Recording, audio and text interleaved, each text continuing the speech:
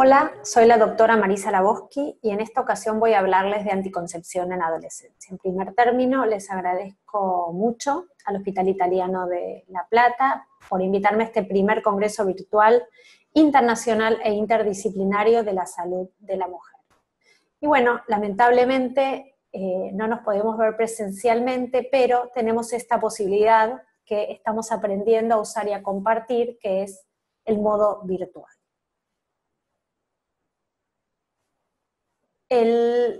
Primero que nada, quería hablar un poco de cómo es la situación actual de la anticoncepción. En regiones en vías de desarrollo, nosotros sabemos que hay 214 millones de mujeres que quieren prevenir un embarazo, pero no están usando ningún método anticonceptivo moderno, ¿sí? 1.600 millones de esas mujeres estaban en edad reproductiva en el 2017, continúan estando y seguramente tenemos más aún. Tengo problemas con la tecnología, que no me pasan las diapositivas, pero ya lo lograremos. Muy bien. Las mujeres que no acceden a anticonceptivos modernos son aquellas que tienen mayor cantidad, por supuesto, de embarazos no intencionales. Fíjense, 84% de esas mujeres tienen embarazos no intencionales. En el 2017 había 89 millones de embarazos no planificados. Llamamos métodos modernos a los que todos nosotros conocemos, digamos, los métodos de corta duración, como las pastillas, los inyectables mensuales, los anillos, los parches, etcétera, los de larga duración y el preservativo. Todo eso se incluye dentro de los métodos modernos. Y sin embargo, seguimos teniendo esta cantidad impresionante de gente que no accede a estos métodos. En cuanto a las adolescentes, las necesidades básicas de las adolescentes, sobre todo en América Latina y en el Caribe, siguen insatisfechas. Y tenemos más de 1.6 millones de embarazos no planificados en este grupo. Y dentro de esto también tenemos abortos en condiciones no óptimas, con lo cual se pone en riesgo la vida de muchas mujeres y sobre todo de muchas mujeres jóvenes. Estamos en pleno momento de COVID y esto está publicado actualmente en la página del Instituto Guttmacher.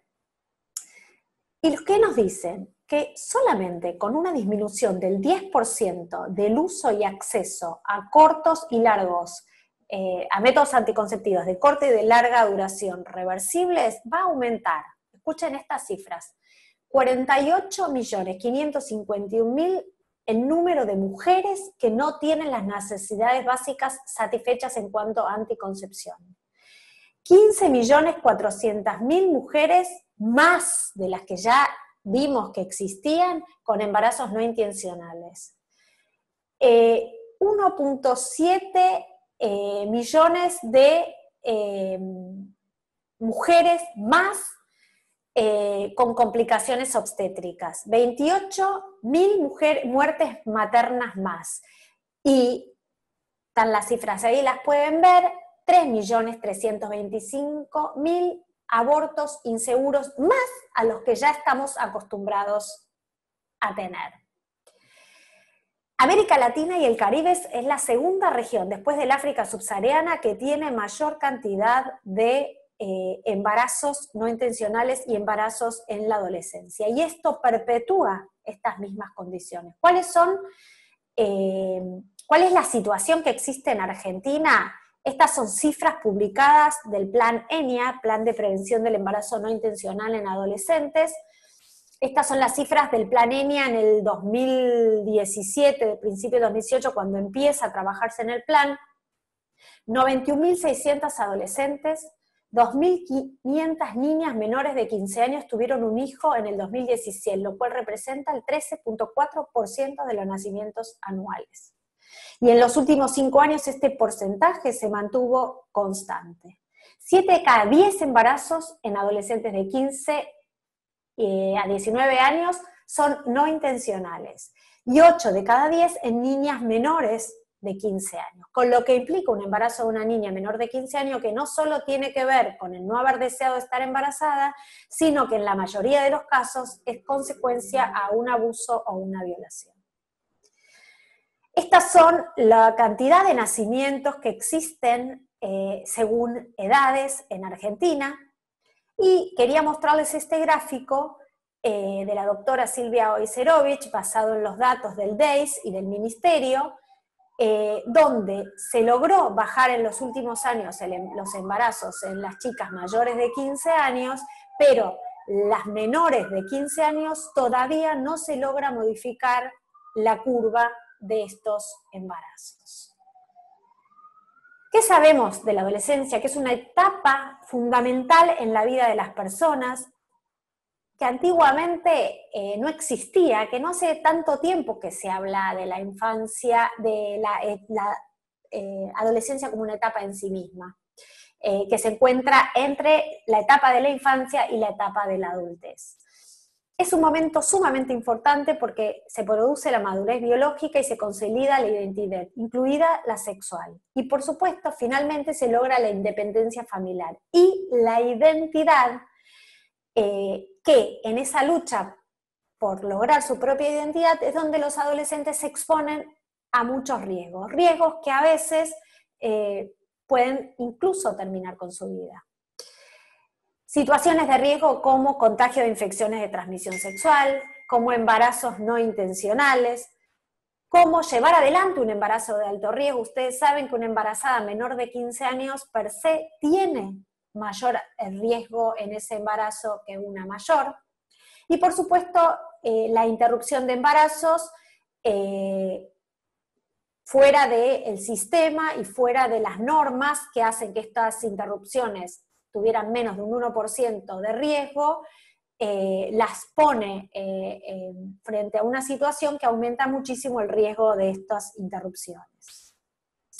Los embarazos no intencionales ocurren por muchas causas, tanto en adolescentes como en mayores. Falta de información sobre los métodos anticonceptivos, por relaciones sexuales sin protección, porque no tenían pensado tener la relación, porque sucedió, porque se encontraron, etc. Por las fallas propias de los métodos, por el uso incorrecto de los métodos, por los mitos que existen con respecto a los métodos, y esto hace que muchas veces prefieran no utilizarlos, por ejemplo, el caso de la anticoncepción de emergencia, los mitos que circulan acerca de que no lo pueden tomar más de 2 veces, que es una bomba hormonal y todas estas cosas que hacen que frente a una situación de emergencia, en vez de tomar un método que podría evitar un embarazo no intencional, dejan de hacerlo. Y por supuesto como consecuencia del abuso, violación, maltrato, violencia. Sabemos que la inversión en salud trae consigo un triple beneficio. Un beneficio para el presente, un beneficio para el futuro y un beneficio para las próximas generaciones. O sea, un futuro a más largo plazo, porque el adolescente va a ser nuestro futuro. Su salud y su bienestar son el motor del cambio en el camino de crear comunidades más saludables y más sustentables.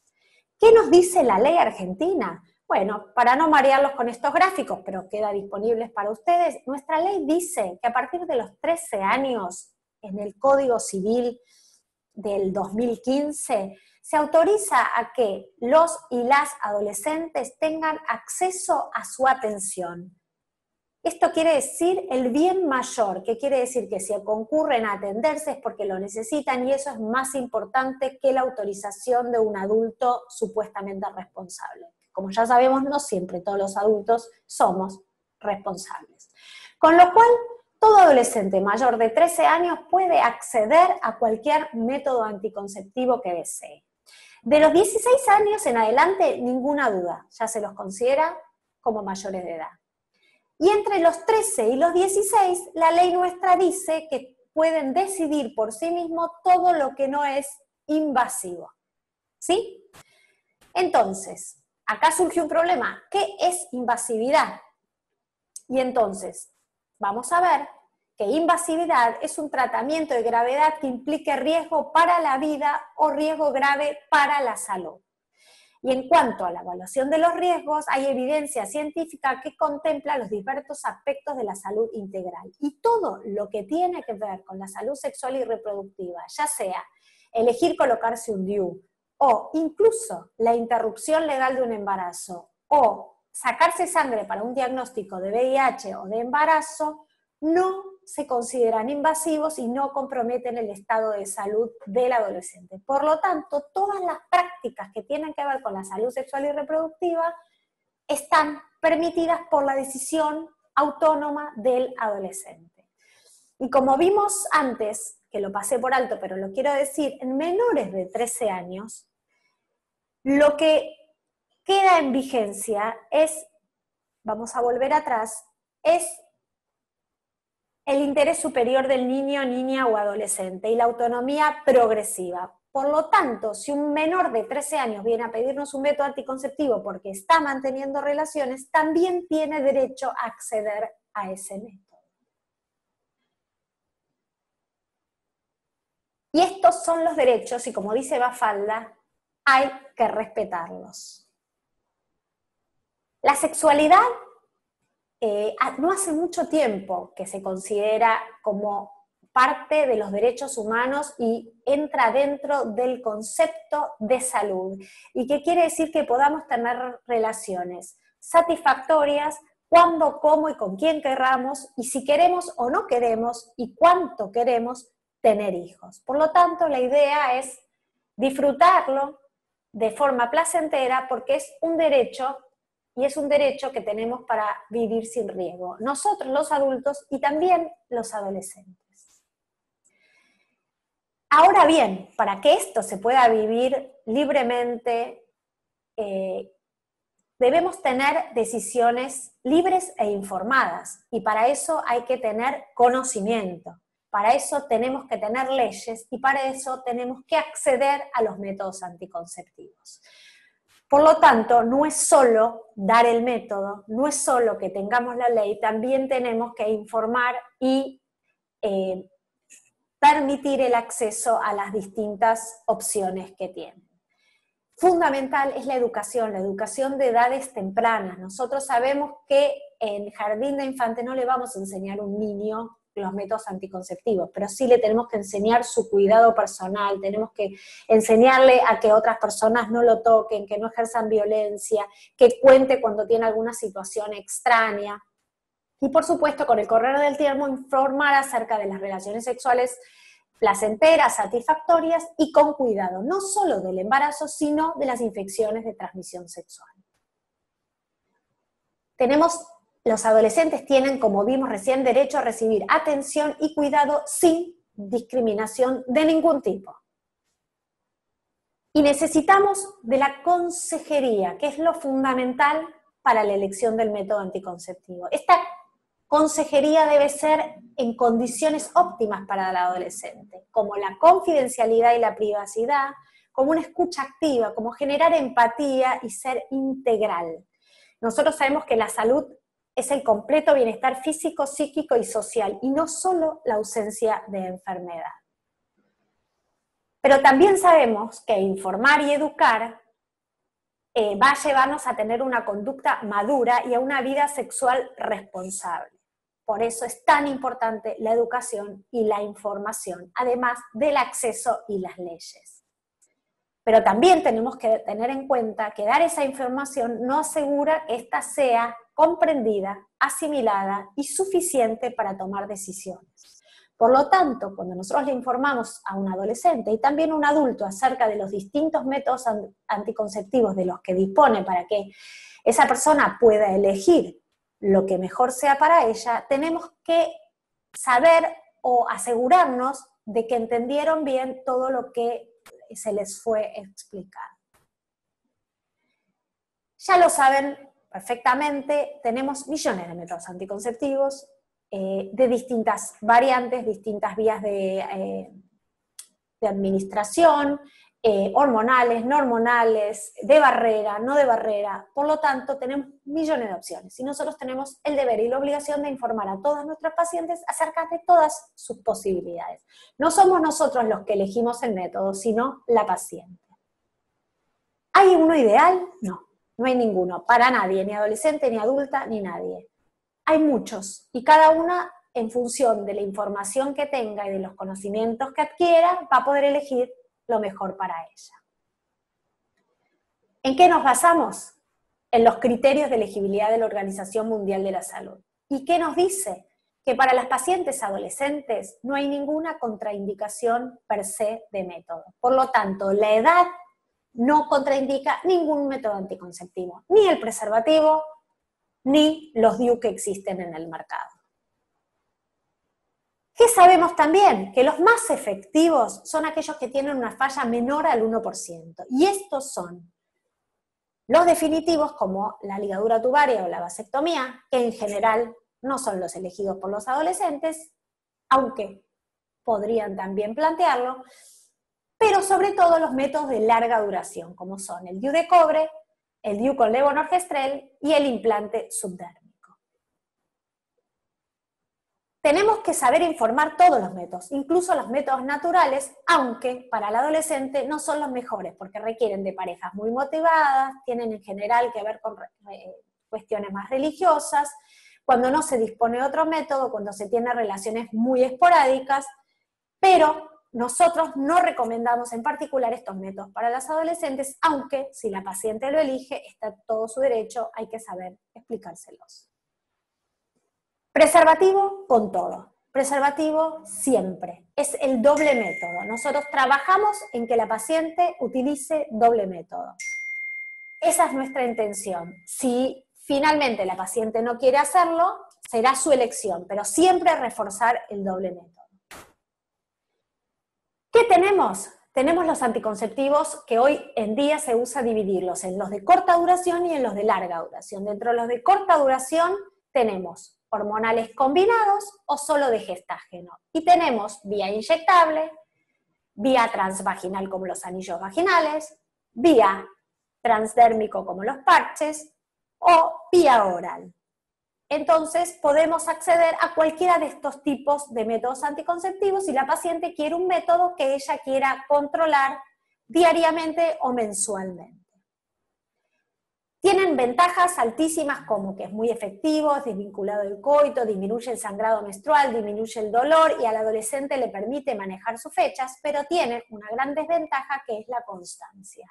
Y no es menor, porque todos sabemos, y hay millones de trabajos que prueban que los métodos anticonceptivos de corta duración, las pacientes se olvidan de tomarlos, se fueron a la casa del novio y dejaron el paquete en la casa, se pelearon con el novio, los tiraron a la basura y a los 3 días se amigan y no los están tomando. Entonces, esta es la gran desventaja de los de corta duración.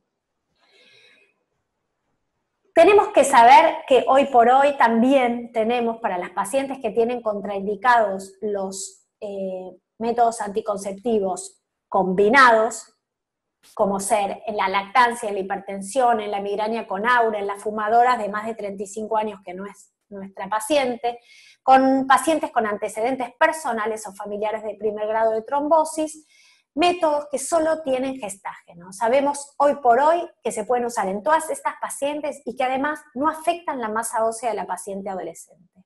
De hecho, hoy en el mercado tenemos un nuevo anticonceptivo de solo gestágeno, que es la drospirinona 4 miligramos, que está autorizado por la FDA para su uso en adolescentes. Pero también tenemos el conocido por todos nosotros desorgestrel 0,075 miligramos, que también se puede usar en la adolescente con cualquiera de estas contraindicaciones. ¿Qué tienen de particular estos métodos? Que no requieren más que una buena consejería y conocer las necesidades de nuestra paciente, y que no nos vamos a equivocar. Si tenemos dudas si algún método puede estar contraindicado, podemos empezar con cualquiera de estos disponibles, y miren, son categoría C para la Organización Mundial de la Salud. ¿Qué quiere decir esto? Que solo requieren la decisión de la paciente y una muy buena historia clínica con una buena consejería. No necesito más que eso para que empiece a utilizar este método y eventualmente en algún otro momento puedo cambiarlo por otro si es que la paciente no está conforme con esto.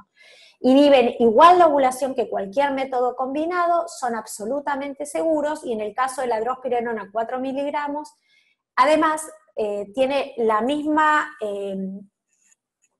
el mismo olvido de 24 horas de la toma de una pastilla que no teníamos con el desorgestrel, y como es un derivado de la espironolactona, y es un antiandrogénico, es un gestágeno antiandrogénico. Además, es muy útil en aquellas pacientes con acné o con síndrome de ovario poliquístico que no pueden utilizar estrógenos. Entonces, hablamos al principio un poco de la anticoncepción de emergencia. Es el último recurso. ¿Qué quiero decir? Es un plan B. Falló plan A, tengo plan B. No sirve como método de rutina. No me cuido con la anticoncepción de emergencia. Me cuido con cualquier método que elija y tengo la anticoncepción de emergencia por si falla ese método. Si me olvido más de 2 pastillas la primera semana, me olvido más de 3 pastillas el resto de las semanas, si se rompió el preservativo, en caso de violación, como dijimos antes, o porque no se acuerda si usó o no usó preservativo porque habían tomado mucho, o por la razón que sea, tenemos que saber que la anticoncepción de emergencia no tiene riesgo para salud, no tiene riesgo la toma repetida, no tiene contraindicaciones y puede ser autoadministrado. Es más, debería ser de venta libre.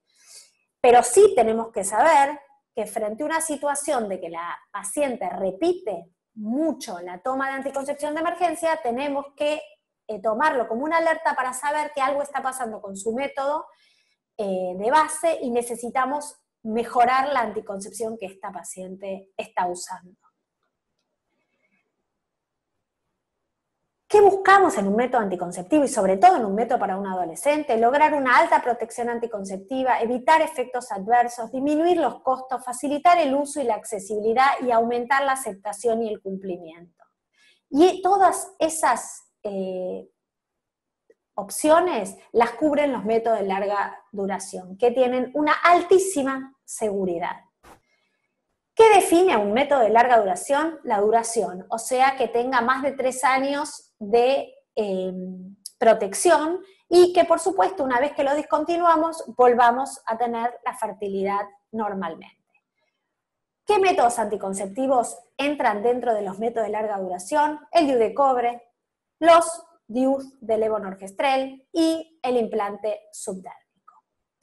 En nuestro país tenemos sistemas liberadores de levonorgestrel, con una duración de 5 años, de 20 microgramos día. También tenemos los sistemas de 3 años, con la liberación de 13.5 miligramos. Tenemos los DIU de cobre y tenemos el implante subdérmico de una varilla. Todos estos cumplen con todos esos requisitos. ¿Por qué los métodos de larga duración son más efectivos que los de corta duración? Porque los colocamos nosotros y los retiramos nosotros. Entonces está fuera todo lo que tiene que ver con la paciente. No dependemos de que lo tomen, de que lo vomite, de que tenga diarrea, de que tome algún medicamento que pueda alterar su absorción. Entonces, la falla del uso típico, o sea, el de la vida cotidiana, y del uso perfecto, es la misma con los métodos de larga duración. En cambio, con los métodos de corta duración, como ustedes pueden ver, por ejemplo, las pastillas tienen un 0.3 de falla con el uso perfecto, que sería como lo ideal. En cambio, cuando lo vemos en la vida cotidiana con los olvidos que sabemos que todas las pacientes tienen, esto pasa a una falla del 9%. Entonces ya no son tan buenos métodos. En cambio, los métodos de larga duración, tanto el uso típico como el uso perfecto es menor al 1%, lo que nos habla de excelentes métodos. Y la otra gran ventaja que tienen los LARCs es la continuidad. ¿Qué quiere decir esto? Que al cabo de un año, más del 78% de las pacientes siguen con el método de larga duración. En cambio, los de corta duración es menor al 60% el uso al año de estos métodos. También sabemos que en cuanto a los métodos de larga duración, la mayoría son de los exámenes que hay que hacer son categoría C. En cuanto al implante, al igual que las pastillas de solo gestágeno, solo un buen interrogatorio, una buena consejería son suficientes para que elija el método y que lo podamos usar. Y en el caso de los DIU necesitamos, por supuesto, un examen ginecológico para descartar flujo, infecciones y poder saber cómo es la posición del útero para poder colocar un DIU. Pero ninguno de estos métodos tienen contraindicaciones como tienen los estrógenos para la presión alta, para la fumadora de más de 35, para antecedentes de trombosis, para migrañas con aura.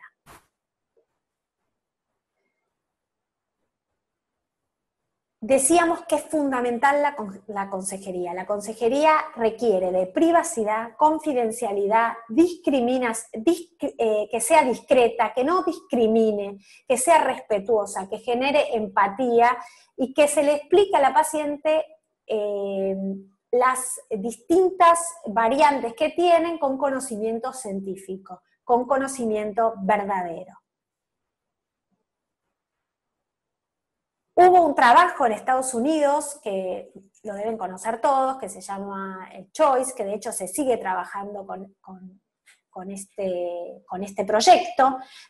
En su momento se estudiaron 9.256 pacientes a las que se les ofrecían todos los métodos durante 3 años, de manera gratuita, y una muy buena consejería acerca de todos los métodos anticonceptivos.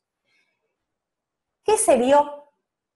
Que luego de una buena consejería, el 75% del total de las pacientes adolescentes y no elegían los métodos de larga duración. Y dentro del grupo de adolescentes, las de 14 a 17 elegían más el implante, y las más grandes, a partir de los 18, elegían más los DIU.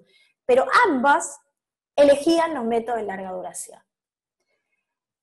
Hubo una reunión de expertos en el 2017 que luego publicaron sus conclusiones. Dentro de esta reunión estuvo la doctora Oyserovich, que fue directora del Programa Nacional de Salud Sexual y Reproductiva, y en ese grupo de expertos las conclusiones y las recomendaciones son que los métodos de larga duración deben ser la primera elección para la región latinoamericana, y sugieren la realización de campañas y entrenamiento a los profesionales de la salud para aumentar el uso de métodos de larga duración.